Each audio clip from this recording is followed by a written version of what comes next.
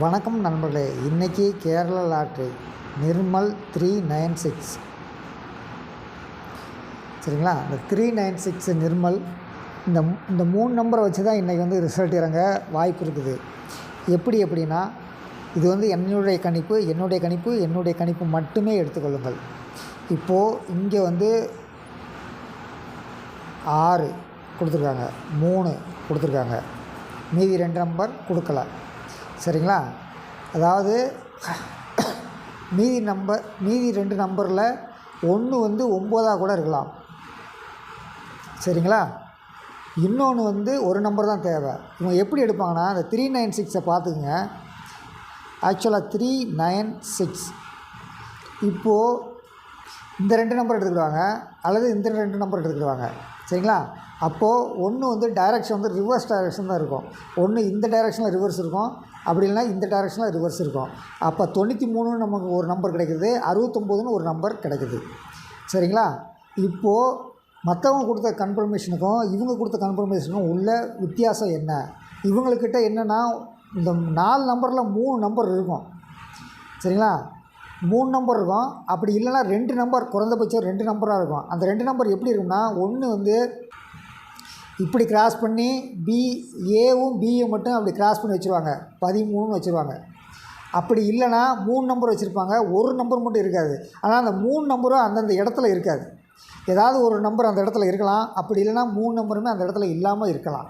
இதுதான் கணிப்பு. இப்போ பார்த்தீங்கன்னா இவங்ககிட்ட இருக்கிறது 8, 3, 1, 6. இந்த 4 நம்பரில் 3 நம்பருக்கு வரணும், ஒரு நம்பர் வேறு நம்பராக வரணும். அப்படி நம்ம நம்பரை அரேஞ்ச் பண்ணணும். அப்படி என் பார்வையில் கிடைக்கும்போது என்ன ஆகுதுன்னா, இந்த ஒன்றுங்கிற இடத்துல வந்து ஒரு நம்பர் வந்து இதில் இல்லாத நம்பர் வந்து உட்காரணும். 3, 6, 8 இது போக ப்ளஸ் ஒரு நம்பரு. நம்ம அதில் 396 நம்ம பார்த்தது வந்து 9ஆம் நம்பர் இல்லாமல் இருந்துச்சு. அதனால் 8 + 1 இந்த இடத்துல வந்து 9 உட்கார்றதுக்கு வாய்ப்பு இருக்குது சரிங்களா. இப்போது மீதி 3 நம்பர் 6, 3, 8 இருக்கணும். இந்த நம்பர் எப்படி மற்ற இடத்துலேருந்து கன்ஃபார்ம் ஆகுது? இது ஃபுல்லாக என்னுடைய கால்குலேஷன், என்னுடைய கணிப்பு. மற்ற இடத்துல எப்படி இது லிங்க் ஆகுதுன்னு பார்த்துருவோம். நம்ம வந்து பார்ப்போம். எப்போயுமே இவங்க வந்து என்ன பண்ணுவாங்கன்னா, 2 நம்பர் சேம் வைப்பாங்க சரிங்களா. அப்படி இன்றைக்கி எந்த இடத்துல சேம் வச்சுருக்காங்க அப்படின்னு தெரியலை. ஒரு சில நாள் ஒரு நம்பர் மட்டும் வச்சுருப்பாங்க. நேற்று வந்து இந்த போர்டு மட்டும் பாஸ் பண்ணாங்க, இந்த போர்டை மட்டும் பாஸ் பண்ணாங்க, ஏ போர்டை மட்டும் பாஸ் பண்ணாங்க. இன்றைக்கி பிஇசி பாஸ் பண்ணுவாங்களா? அதுதான் நம்மளுடைய கேள்வி. பிஇசி பாஸ் பண்ண வாய்ப்பு இருக்குது. எப்படின்னா, நம்ம அந்த இடத்துல பார்த்தோம், 9ஆம் நம்பர் வந்து பி போர்டில் இறங்குறதுக்கு அங்கே வாய்ப்பு இருந்தது. இங்கே பி போர்டில் 9 இறங்கும் அப்படின்னு என்னுடைய கால்குலேஷன் எடுத்துக்கிறேன். ரெண்டாவது, இங்கே 3 வந்து சி போர்டில் இறங்கும் அப்படின்னு நான் எடுத்துக்கிறேன். பி போர்டு பிசி 9, 3 இறங்கும்னு நான் எடுத்துக்கிறேன். என்னுடைய கணிப்பாக மட்டும் பார்த்துக்குங்க. அப்போ இந்த 2 நம்பர் எந்த நம்பர் இறங்கும் அப்படிங்கிறது நம்ம பார்க்கணும். இதில் ஒரு நாள் என்ன பண்ணியிருந்தாங்கன்னா, இந்த 3 நம்பர் எடுத்து இந்த ஒரு நம்பர் எடுத்துருந்தாங்க. இதில் இந்த நம்பரும் இந்த இடத்துல உள்ள நம்பரும் இந்த இடத்துல உள்ள நம்பரும் டைரெக்டாக பாஸ் ஆச்சு. இந்த 2க்கும் -1 போட்டிருந்தாங்க. அந்த பார்வையில் பார்த்தோம்னா, இன்றைக்கி இவங்க என்ன வச்சுருக்காங்க அப்படின்னு பார்க்கும்போது, இந்த 9, 3 அப்படியே இறங்கும். இந்த 2லேயும் -1 இங்கே -1 போட்டிங்கன்னா 6 இறங்கும். இங்கே -1 போட்டிங்கன்னா 8 இறங்கும். என்னுடைய கணிப்பில் இறங்குற நம்பர் வந்து 6, 8, 9, 3.